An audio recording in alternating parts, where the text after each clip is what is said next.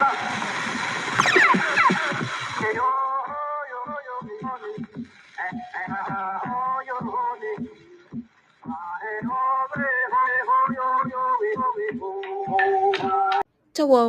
my name is Belinda and I am a student at George Brown College. You probably heard the expression homesick. Homesick is commonly used to describe how newcomers often feel a sense of loneliness and not belonging shortly after arriving in their new Canadian home. For First Nations, Métis, and Inuit communities, that feeling runs much deeper, rooted in their hearts, but cannot be captured by a single word.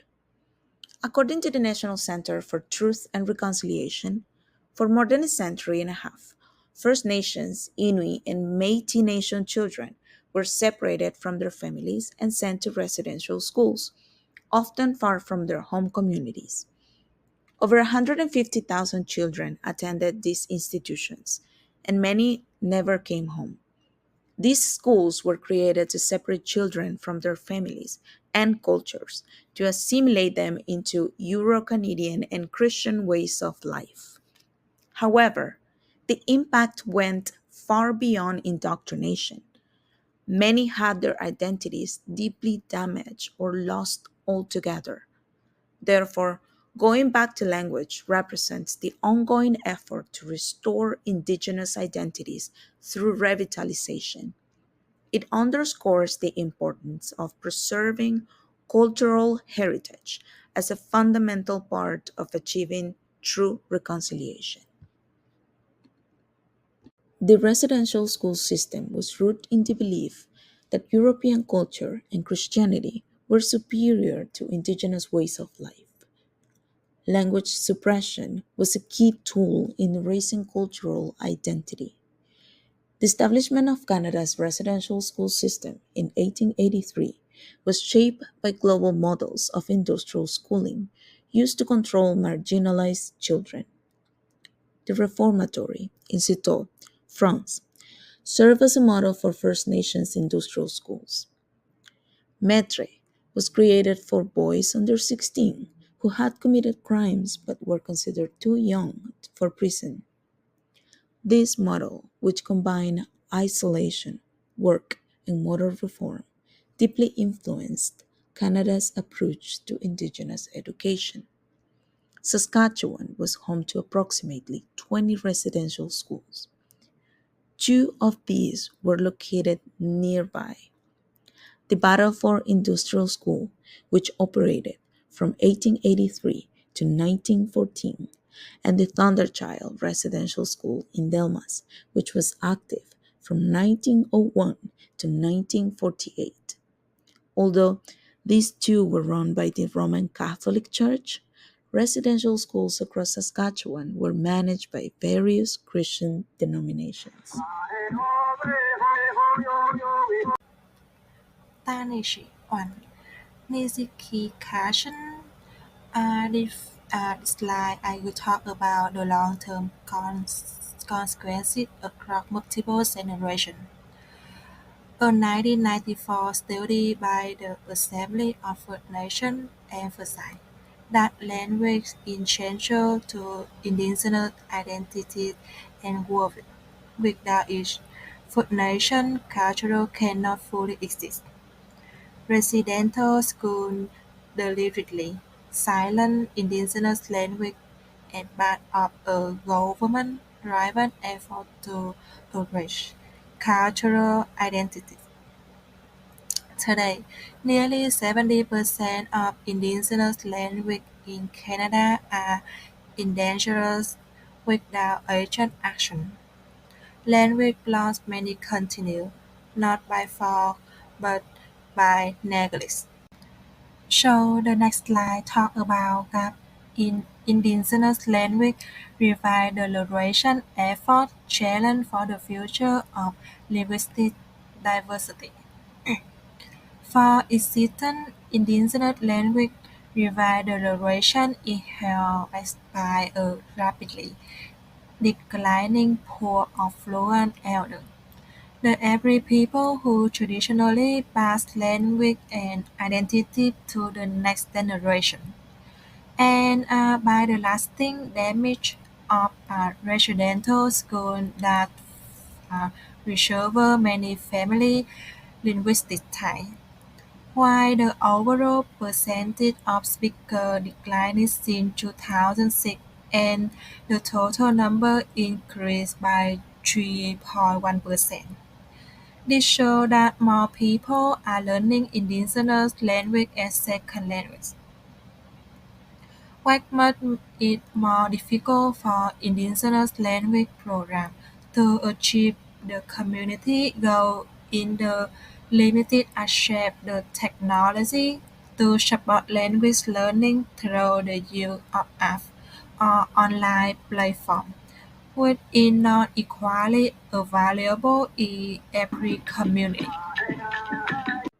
In the next YouTube video, Novali Fox shares that beginning her healing journey allowed her to reconnect with the Cree language. Tansei no Valina Tiga Sino Chapwe Sotsinia.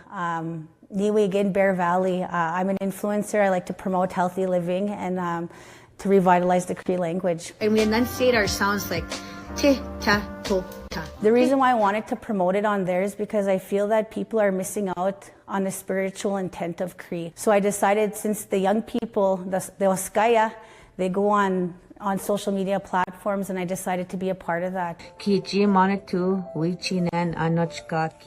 I can tell I'm reaching the young people even just in my community. They'll come up to me and they'll say funny words in Cree, and we'll converse a little bit. It's a bit broken, but at least they're speaking Cree, and that's what I love about it. And I see the impact that it has on our young people.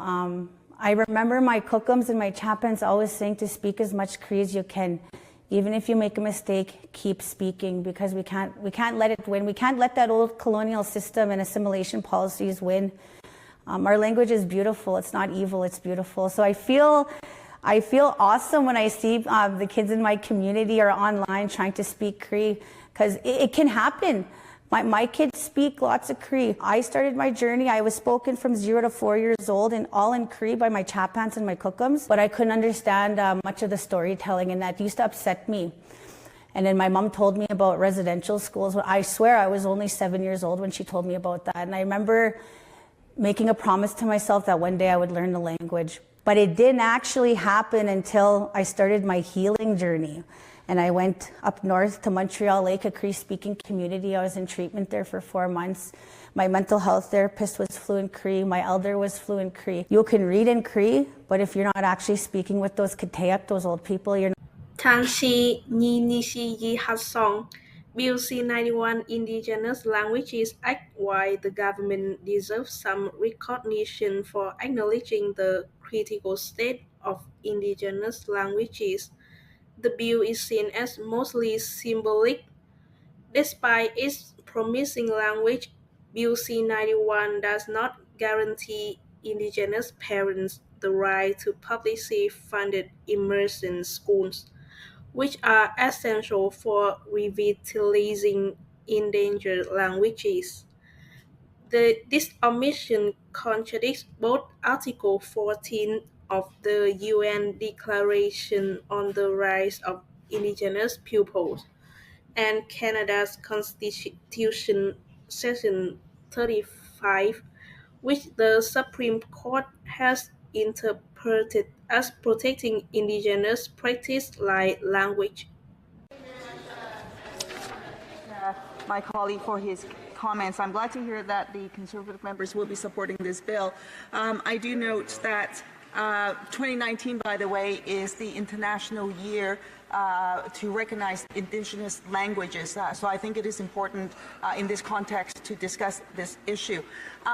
One of the, several of the items that were identified by my colleague, the member from Abitibi, Bay James Nunavik EU, pointed out that the government had neglected in this bill, for example, to incorporate the UN Declaration for the Rights of Indigenous Peoples as part of the bill. For example, they also neglected to acknowledge the impacts of the 60 Scoop, and there are other flaws within the bill. So when this matter goes to committee, I wonder whether or not the Conservatives will work with my colleague on the amendments that are required to make this bill reflect, I think, the intent behind it, and so that it truly acknowledges the Indigenous communities and then to acknowledge their rights as they've been stated and enshrined under the UN. A 2012 Saskatchewan report said roughly 24,000 people list Cree as their first language, but only about 13,000 still speak it most often at home.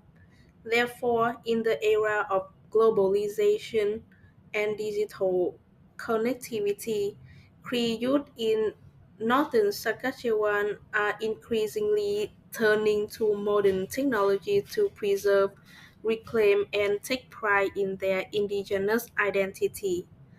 With Cree being one of the most spoken Indigenous languages in Canada, digital tools have become vital in strengthening linguistic and cultural continuity, especially among younger generations.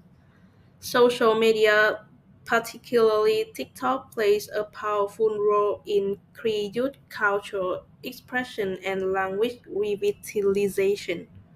Through short-form videos, Cree content creators educate, entertain, and empower their audience by blending traditional knowledge with contemporary platforms. These digital storytellers serve as cultural ambassadors, reshaping how Indigenous identity is represented and perceived, and we aim to use them in our digital project. Beyond social media, Cree-specific language tools have been developed to support formal and informal learning, especially in remote areas where access to fluent speakers may be limited. These tools contribute to both language preservation and identity formation.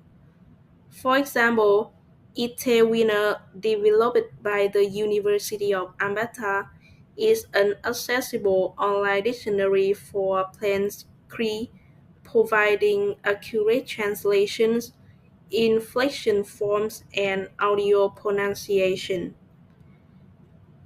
itwêwin is a podcast project launched in 2021 by the First Nation University of Canada to help preserve Indigenous languages. Funded by the Government of Canada, it trains Indigenous storytellers to work with fluent speakers and produce podcasts on topics like culture, identity, and language learning. The nēhiyawēwin app, developed by the Saskatchewan Indigenous Culture Centre, is a free tool for learning Cree. It offers vocabulary, phrase, and pronunciation through audio clips from fluent speakers organized into theme sections like animals, colors, and cooking. Wachi Ashana Kisagahita Miigwech